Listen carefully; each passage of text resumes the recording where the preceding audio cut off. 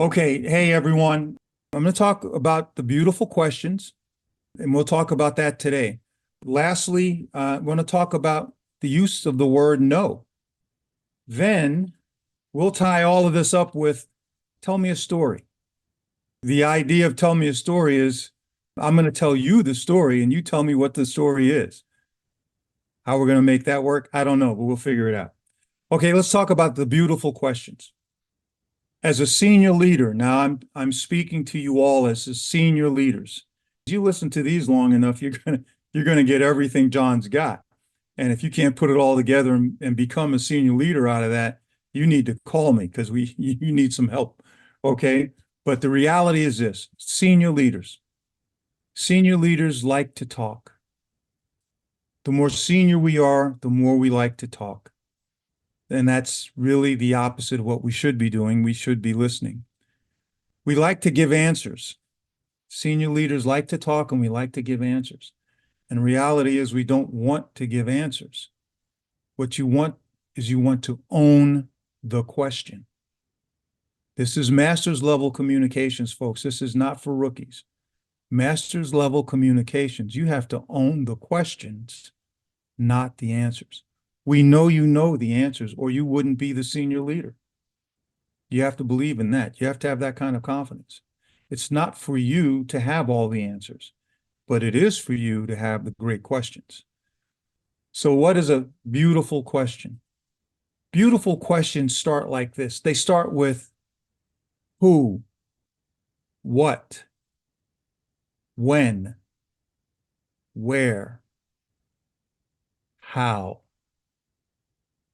Now you'll note I did not say why.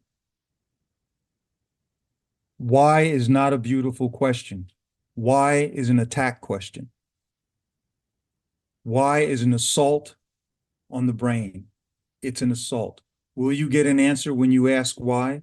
Absolutely will. You certainly will.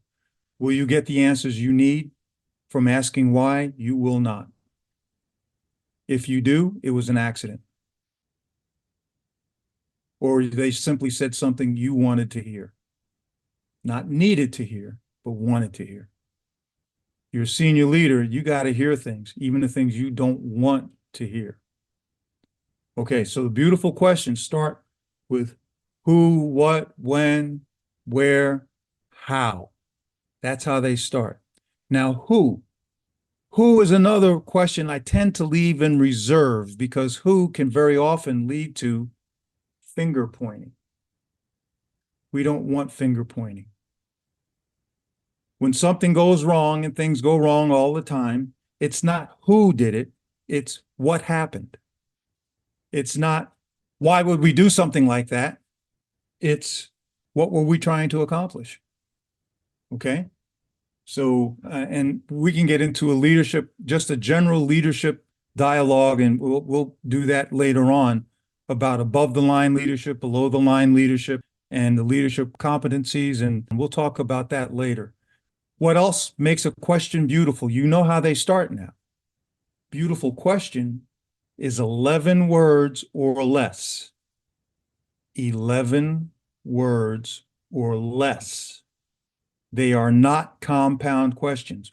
Well, what happened here and when were you going to do? Nope. You ask one question, 11 words or less. There is no lead in. No lead into the question, and there's no lead out. Okay, there's no exit. What I'm saying is this.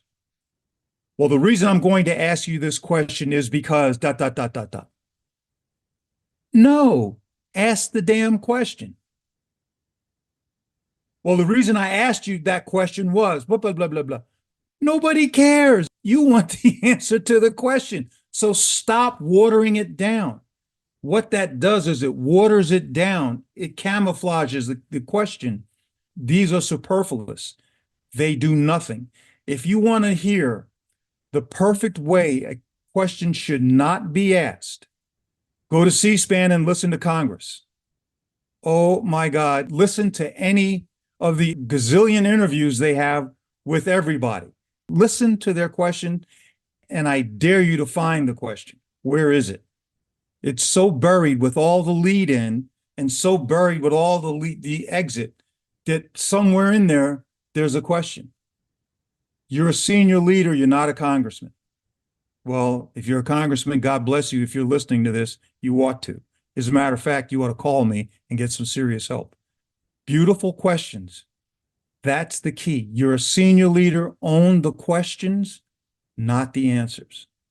Okay, before I sign off here, let me give you one more. This is a Benny. The benefit is this. You're a senior leader, you want to speak last.